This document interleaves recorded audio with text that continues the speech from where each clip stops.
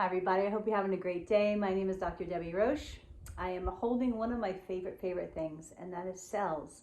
I love cells. I have such passion for studying them and for learning about them and teaching about them because they are the foundation of our health and our immune system. And so that is my mom up there.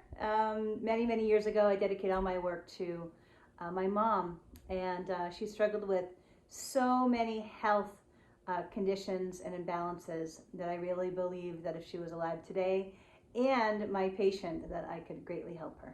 And so our cells hold so much power and so many secrets of the universe, or so I believe.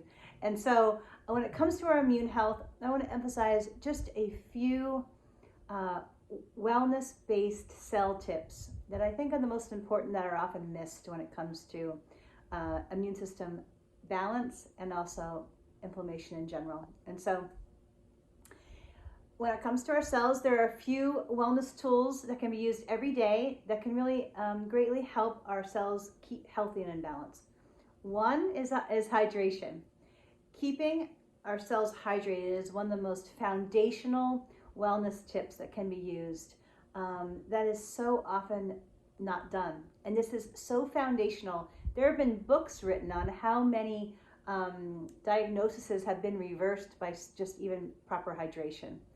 Also, the types of fats that we eat are so incredibly important to the strength of our cell.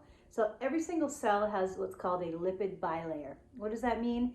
It means that there's a layer of fat cells around, a layer, the lipid bilayer means two layers of fat molecules that surround the cell.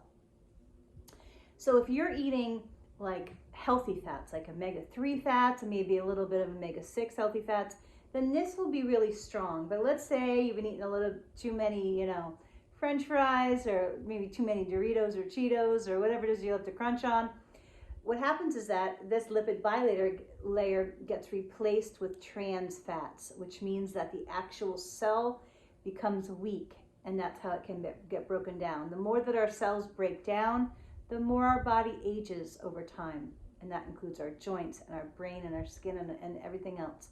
So this idea of our cell membrane and keeping it strong is super important. So, the oils in salmon can be helpful. In hemp, there's some great omega-3s. Walnuts are awesome for omega-3 fats. Borage oil can be helpful. Flax, chia, all those things are great sources of omega-3 fats, and that helps strengthen the walls of our cells. Also, I often see people that are struggling with fatigue. And a lot of people don't realize that there are two things that greatly impact whether our cells stick to each other or not. So this is one red blood cell. And so let's say we have, oh my gosh, so many cells in our body, but they should be floating around kind of solitarily and not sticky. And there are two things that make our cells sticky. And when our cells are sticky and clumpy, what happens is that they don't deliver oxygen effectively, and they do not let go of toxins well, and they also don't deliver nutrients effectively. So this idea of sticky cells is a big deal. And there are two main things that impact whether our cells are sticky or not sticky. One of them is alkalinity. If our body is too acidic, meaning if we've eaten too many animal foods or too many processed foods, what happens is our cells get clumpy, and then we get tired because our body can't generate or deliver oxygen, and oxygen makes ATP molecules or helps make them in the Krebs cycle, and so we don't get enough energy molecules being made from the stickiness. So alkalinity is a big deal. What does that mean? It means, hydrating enough, maybe drinking some lemon water, maybe juicing, eating more green veggies overall, and not enough, and maybe decreasing animal foods and junk foods.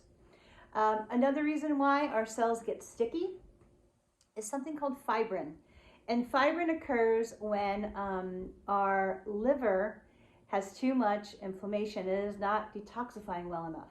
And so what happens is that, if we're not eating consuming enough enzymes or creating enough enzymes in our body for proper digestion.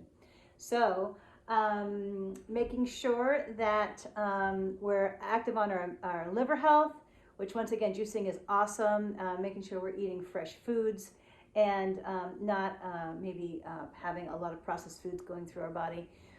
But the fibrin can help be cut up into pieces by enzymes. So enzymes, specifically, digestive enzymes, pancreatic enzymes can be helpful in helping our cells stay far apart and healthy and happy. And so I always love cells. Like I said, they hold a lot of magic for me. But when it comes to immune health, keeping your cells balanced and healthy is really, really important, because when we're not actively on these wellness principles and not really maybe thinking about how much stress we're undergoing, or we're not really paying attention to what we're eating or drinking, when our cells become overwhelmed with inflammation or a few other things, there's actually DNA inside the cell that then creates these inflammatory molecules that can activate all kinds of bad things. Like they can activate enzymes to chew up our cartilage and our joints, or our back, our vertebrae of our spine. They can, go into our brain and activate immune cells there that start eating up neurons. There's a lot of things that when our cells aren't happy, they're gonna create a fuss somewhere in the body. So anyway, I hope this is helpful in some way. Feel free to reach out with any questions, and I'm wishing you a nice night. Take care. Bye-bye.